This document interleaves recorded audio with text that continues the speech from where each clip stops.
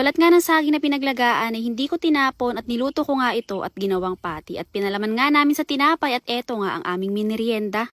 Hapon na rin pala nung umakyat ako dito sa taas ng bundok at sabi ko nga wala naman ako masyadong gagawin, mag-i-spray lang ako ng mga tanim ko na gulay. Meron kasi akong gustong subukan na lutuin pero bago ako magsimula sa pagluto gusto ko munang ipakita sa inyo yung tinanim namin nung nakaraan na singkamas, nagsitubuan na sila. Hindi nga lang nagtubo lahat ng tinanim namin kasi nung hapon na tinanim namin to kinagabihan ay umulan ng malakas kaya naman yung mga buto yung iba ay inanod. Bago nga ako mag-spray ng mga tanim ko na gulay magluluto muna ako ng merienda namin ngayong hapon at eto nga yung gusto kong subukan na lutuin na merienda ngayong hapon, yung balat ng saging na gagawing pati. Meron pala akong pinsan na nakapagluto na ng ganito pero ang ginamit niya naman ay yung balat ng saging na hinog na. Pero itong gagamitin ko ngayon ay hilaw kasi wala kaming hinog na saging ngayon dito sa bundok. Ang una ko nga munang ginawa dyan ay sinalang ko na muna yung saging kasi kailangan laga na yung balat bago tadtarin. Sinigurado ko talaga dyan na nalaga siya ng maayos kasi iniisip ko baka kapag medyo mahilaw siya ng kaunti kapag nilaga mapakla yung balat. Hindi ko pala sinama dyan yung buong balat niya. Tinanggal ko dyan yung pinakang tangkay niya at yung pinakang dulo niya. Eto palang saging na to, ito yung saging na kasamahan pa nung naglupak kami nung nakaraan. Meron kasi mga mura no na nakuha at hindi naman pwedeng ibenta ang mga mura kaya pangkain na lang namin. Pagkatapos ko namang kuhanin lahat ng balat, ang sunod ko naman na ginawa ay dinurog ko siya dito ng maayos. At dahil nga hilaw to para siguradong wala siyang pakla, kaya naman pagkatapos ko nga siyang durugin dito, ang sunod ko na ginawa ay pinigaan ko siya para man matanggal kaunti yung kanyang katas. Pagkatapos kong pigaan, naglagay na rin pala ako dyan ng 3 pirasong itlog at tinimplahan ko na rin ng asin, crispy fry, paminta at saka sibuyas at bawang. Tapos habang hinahalo-halo ko nga siya dito, naisip ko na masarap din siguro to kung hahaluan ng corned beef. Pero sa susunod na lang kasi ngayon wala kaming corned beef dito sa kubo. Pagkatapos ko nga siya dyan timplahan na maayos, ay sinalang ko na rin kaagad yung kawali at naglagay na ako ng mantika. At nung mainit na nga yung mantika, ay saka ko na nilagay yung gagawin kong pati. Para lang din pala ako nagatorta dito ng puso ng saging. Madali lang. Pagkatapos ko naman siya dyan lutuin lahat, ang sunod ko naman na inintindi ay itong tinapay. Hindi ko na rin pala siya dyan pinainit, basta ginayat-gayat ko na lang siya dyan kaagad. Tapos habang nagagayat nga ako dyan ng tinapay, bigla ko naisip dito na kapag gumagawa nga din pala ng burger, merong pipino. Kaya naman naisip ko nga na kumuha dito ng pipino ng 2 piraso sa may tanim ni Papa. Yung itsura pala ngayon ng pipino ni Papa ay dilawan na yung mga dahon at parang palaos na yung itsura niya pero marami pa rin namang napipitas kahit ganyan na yung itsura niya. At yung itsura nga rin ng loob niya parang halos wala na ring bunga. Pagkabalik ko naman sa kubo ay ginayat ko na rin pala siya dyan ng maninipis. At ang una ko palang nilagay sa may tinapay ay yung mga pati. Medyo makapal pala dyan yung ginawa kong pagkakaluto kaya naman talagang kitang-kita yung mga pati sa may tinapay. Tagtatlong gayat pala na pipino ang nilagay ko dyan kada isang tinapay. At pagkatapos ko ang ilagay yung pati dyan tsaka pipino ay nilagyan ko naman na sila ng ketchup. Ketchup pangalan dyan, yung una ko nilalagay parang masarap na yung itsura niya pero mas masarap kapag merong kasama na mayonnaise. Bali 8 piraso pala lahat dyan yung ginawa ko pero siyam talaga kami lahat na nandito sa kubo kasama yung pamangkin ko. Pero yung pamangkin ko susubo-subuan na lang namin yun. Kaya pala tawa ng tawa dyan yung mga kapatid ko kasi meron kaming pinag-uusapan na nakakatawa. Inabutan ko na nga lang sila dyan at kumuha naman sila na tag-iisa-isa. At eto nga pamangkin ko ay tuwang-tuwa na akala mo naman meron talaga siyang kabahagi na isang pirasong buo. Nung inabot ko nga sa kanila tong burger na ginawa ko, ang sabi nila bakit daw walang itlog. Sabi ko naman yung itlog ay hinalo ko na doon sa may balat ng saging nung niluto ko. Pagkatapos pala naming magmerienda dyan, inanguha naman ako ng mga tuyo na sitaw na turo na binhiin na at itatanim ko nga to sa susunod na linggo. Nag-spray din pala ako dyan ng tanim ko na sitaw at saka ampalaya kasi napakaraming langgam at yung iba niyang mga bunga ini-insekto na. See you lang for today's video. Thank you for watching!